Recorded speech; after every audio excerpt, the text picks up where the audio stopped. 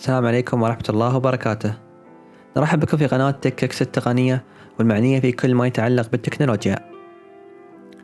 شهدنا خلال الشهر الماضي أكبر وأقوى إطلاق لأجهزة الألعاب التخصصية من أقوى شركتين في هذا المجال، مناطري شركة سوني وشركة مايكروسوفت، والجهازين المشهورات بلاي ستيشن 5 وإكس بوكس إكس وإكس بوكس إس.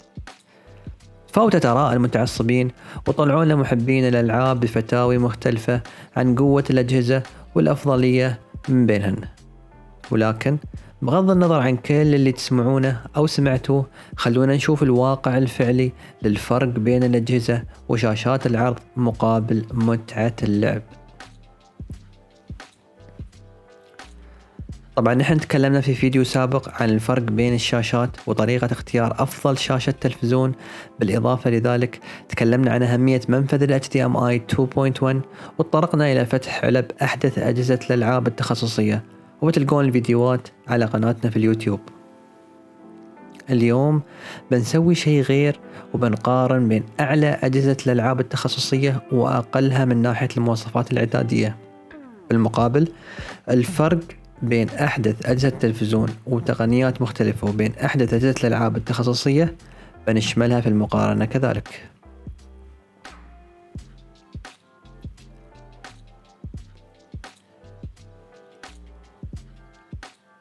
خلونا بشكل سريع نسترجع معاكم أهم تقنيات العرض واللي المفروض نشوفها في أجهزة الألعاب من الجيل الجديد.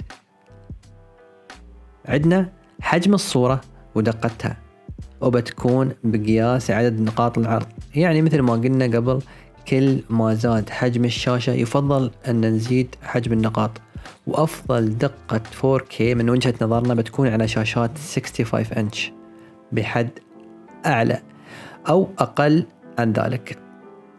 ونقصد أن إذا أخذت شاشة أكبر عن 65 يفضل أنها تكون بدقة 8K عشان تكون الصورة حادة وبدون أي تشويش. في النهاية الدقة مع الحجم تعتبر نسبة وتناسب مثل ما شرحنا في فيديو سابق. عندنا كذلك تقنية ال HDR، ومن الصور اللي تشوفونها واضح أن التقنية تعطي كل لون حقه وتبرزه بأفضل طريقة ممكنة، وفعليا هذه التقنية تشكل نقلة نوعية كبيرة في طريقة استعراض جمال الصورة. وهذه التقنية طلعت بأكثر من معيار، والمعيار العام ممتاز، ولكن المنافسة حاليا بين دولبي فيجن و HDR 10+، وتعتبر هذه المعايير هي المعايير المنافسة لبعضها. يعني إذا تبنت شركة تقنية دولبي فيجن مستحيل أن تتبنى في نفس الوقت تقنية HDR 10+. طبعا تقنيات ال HDR تهتم أكثر في مستوى عمق الألوان وتدرجها مثل ما تشوفون في الصورة، لأن كمية الألوان مهمة لبيان جمال الصورة بأكبر مساحة لونية، وهذا الفرق بين ال 8 بت وال 10 بت وال 12 بت مثل ما تشوفون في الصورة اللي قدامكم. المقارنة اللي تكلمنا عنها بتكون بين تلفزيون سوني X95H واللي ما فيه منفذ HDMI 2.1 ولكنه بأقوى معالج من سوني لمعالجة الصور ورفع الدقة، مع تلفزيون LG C10 بتقنية الأوليد واللي فيه 4 منافذ HDMI 2.1. كل تلفزيون بنربطه بجهازين ألعاب، مرة بلاي ستيشن 5 ومرة مايكروسوفت إكس بوكس إس اللي هو أقل جهاز ألعاب من ناحية المواصفات العتادية. مع العلم بأن جهاز سوني بلاي ستيشن 5 يدعم تقنية مختلفة خاصة بشركة سوني لدعم الصوت المحيط، ولا يدعم دولبي آتموس ولا يدعم تقنية العرض بمعيار دولبي فيجن، على عكس أجهزة مايكروسوفت إكس بوكس إكس وإكس بوكس إس. المواصفات العامة لجهازي التلفزيون بتكون كالتالي: شاشة الجي سي 10 بتقنية الأوليد، وطبعا الشاشة تعتبر من موديلات 2020، وتدعم الشاشة دقة 4K وبتردد 120 هرتز، وفيها 4 منافذ HDMI 2.1. الشاشة الثانية شاشة سوني X95H، وتشتغل بطريقة الإضاءة الخلفية الكاملة وتدعم دقة 4K كذلك، وما فيها منفذ HDMI 2.1 ولكن فيها منفذ لدعم معيار صوت أعلى اللي هو معيار ال EARC، والشاشة ما تدعم سرعة تحديث 120 هرتز، ويعني أنها بتكون بتردد 60 هرتز. أما أهم مواصفات أجهزة الألعاب اللي بنحطها في المقارنة بتكون كالتالي: جهاز مايكروسوفت اكس بوكس اس يدعم دقة 1440p مع إمكانية تكبير الدقة رقميا إلى 4K مع دعم معالج رسومي بسرعة 4 تيرا فلوب، ودعم دولبي اتموس ودولبي فيجن، مع دعم خاصية تتبع الضوء الجديدة اللي هي ري تريسنج. يعني الجهاز يعتبر نقلة جديدة في عالم الألعاب من الجيل القادم على الرغم من ضعف المواصفات الإعدادية العامة مقارنة بالأجهزة العليا.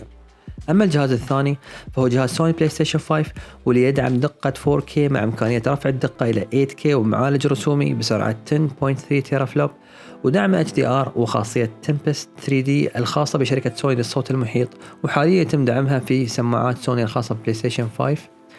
وطبعا الجهاز لا يدعم دولبي فيجن أو دولبي اتموس، ويدعم خاصية تتبع الضوء اللي هي ري تريسنج لأنه من أجهزة الألعاب التخصصية العليا. يعني مثل ما تشوفون الفرق تقريبا يعتبر الضعف في المواصفات الاعتيادية.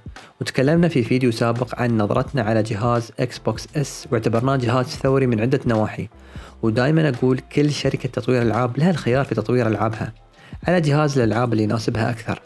يعني إذا شركة تطوير ألعاب معينة قررت أنها تركز على جهاز سوني بلاي ستيشن 5 أكثر من اكس بوكس اكس، طبعا بتطلع اللعبة النهائية اللي تلعبونها أفضل على جهاز سوني بلاي ستيشن 5، وهذا لا يعني أن جهاز اكس بوكس اكس ضعيف. مثل اللي يقارنون كاميرات أجهزة الهاتف المحمول عن طريق استخدام تطبيق سناب شات اللي كانت فيه شركة سناب شات مركزة على نظام أبل iOS أكثر من نظام الأندرويد. لذلك أغلب الناس كانوا يعتقدون أن المشكلة في كاميرات أجهزة الأندرويد بشكل عام، وأحيانا يقولون سامسونج ما تعرف تسوي كاميرات لأن شركة سامسونج كانت الأشهر في نشر نظام الأندرويد. خلونا الحين نشغل الشاشات كلهن في نفس الوقت عشان ناخذ رأيكم في الفرق اللي ممكن تشوفونه. وفي بداية الاستعراض بنحط الأربع شاشات بدون تحديد نوع الشاشة أو نوع جهاز الألعاب، وبنعيد نفس اللقطات ولكن مع استعراض اسم الشاشة والجهاز على كل عرض. وفي البداية نباكم تخمنون كل شاشة شو نوعها وشو نوع الجهاز اللي مركب عليها، وفي اللقطات اللي بعدها بتشوفون الإجابة الصحيحة.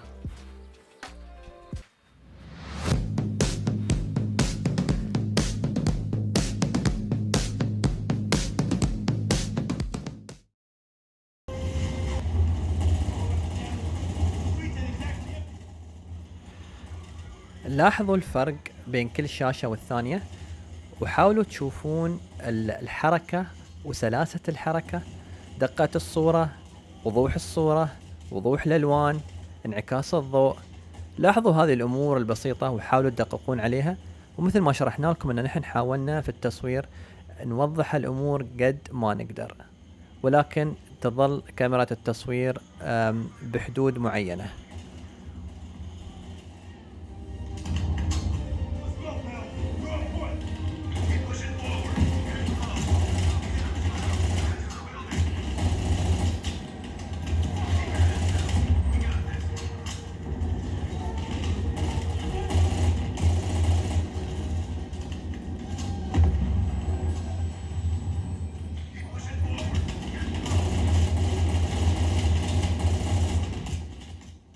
خبرونا في التعليقات إذا توقعاتكم كانت صحيحة.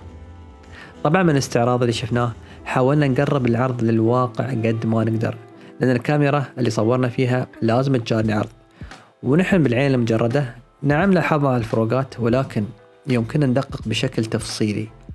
بس المتعة العامة نفسها وما فرقت معانا في شيء إلا من ناحية عصا التحكم الموجودة في جهاز سوني بلاي ستيشن 5، واللي فيها بعض الخصائص الإضافية اللي تزيد متعة اللعب، مثل التردد الديناميكي للأزرار العلوية.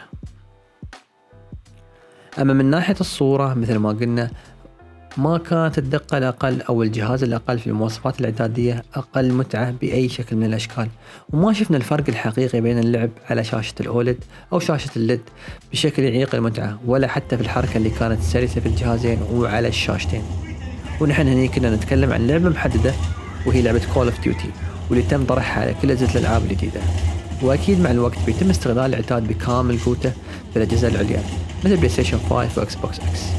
ولازلنا نقول المتعة ما بتفرق وايد للمستخدم العام، لأن جهاز إكس بوكس إس يرفع الدقة إلى 4K ويدعم سرعة تحديث الشاشة إلى 120 هرتز، ويدعم Ray Tracing، ويدعم أغلب المعايير الجديدة للألعاب مثل دولبي أتموس ودولبي فيجن. أما من ناحية الشاشات نعم يوجد فرق في السواد ويوجد فرق في التباين، ولكن هذا ما بيخرب متعة اللعب وما بيشكل أي عائق قدامكم في الاستمتاع بكل أنواع الألعاب.